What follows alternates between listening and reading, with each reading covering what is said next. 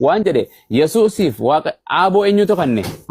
Yesus uumaadha. Uumamaadha. la ilaha illallah yaa fayyisaa kiyya maal taate arrallee oli taate amata meeqa keessa arrallee oli agallo Yesuusiif waaqaa fi lafarratti eenyu kanneef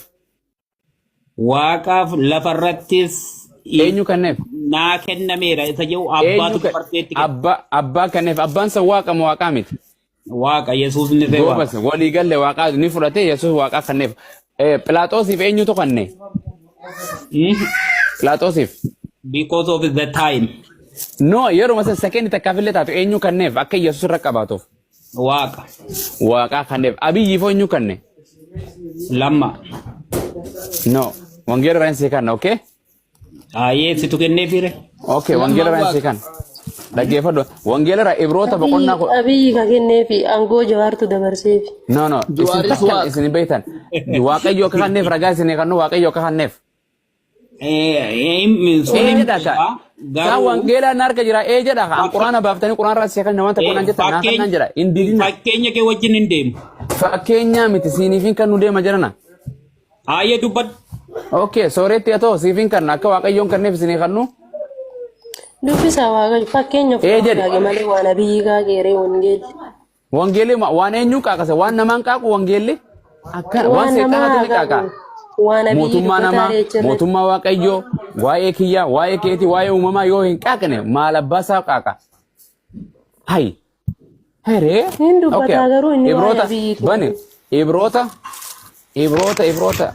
ibroota miti wanni eenyu roomee kudha sadii ustaada yoon dongoreen beeku fayyisaan nama barsiisaa na fakkaata sila akka yaada fiyyaatti maal akka goonu beekta ati inni quraana wal bira qabadhaa jechuudha akkasitti osoo nuti sin dhageenyu akkas gootan irra bareedaadha akkasi godhamasa viidiyoodhaan as bahee yoo dubbate inni warra waggaa meeqa waliin haasofnee kabare wangeela ittiin amanu dhiisee bara dhimma akka ofirraa nasiibarra deemu jira malee Arti hamsa sani waan jidduu dhiisee harka 8 takka islaama keessa galee jira dhiisee barsiisaa ajaa'ibaa afaan innaa soo hin qabu namtichi kun sadaqaan irraan dhaabinka sadaqaan irraan dhaabin jedha bal'aa kun hunda geessaami Oke akka kristaana bareedaadha inni warra baafnee haaseessinee birraa warra kiristaana nu mormoo kiristaana maka isaaniitti nu waan kristaana fayyisaa keenya hedduus jaalanna ati jechuun kun dhufaa jira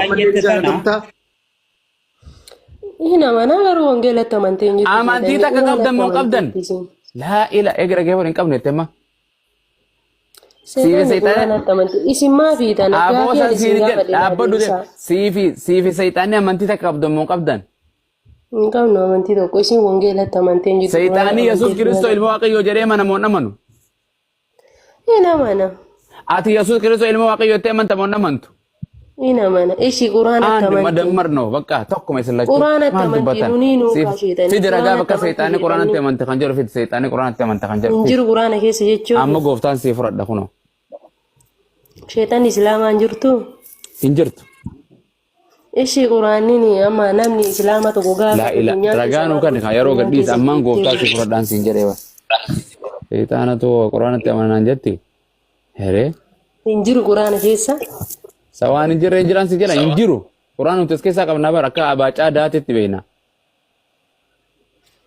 sheetijini isi warra kristaanaa irraa warra tigiree naa wayya jedhaa sun yeroo intalatti seetanaa sanii mana seetanaa arsiisanii Qur'aan namantu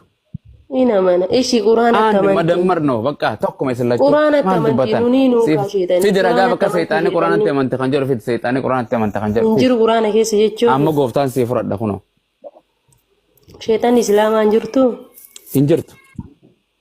ishi quraanni amma namni islaama tokko gaafa la ila ragaanu kan yeroo gadhiis ammaan gooftaan si furadhaan sin jedhee bas saytaana to quraana tamanaan jetti here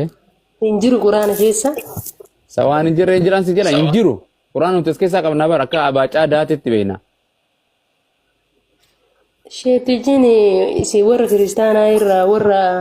tigiree naa wayya jedhaa sun yeroo intalatti seetanaa sanii mana seetanaa arsiisanii Qur'aan namantu ina mana ishi quraana tamanti madammarno bakka tokkuma islachu quraana tamanti nuniinu kaasheetani fi daragaa bakka saytaani quraana tamanti kan jiru fi saytaani quraana tamanti kan jiru jiru quraana keessa jechuun amma gooftaan si furadha kuno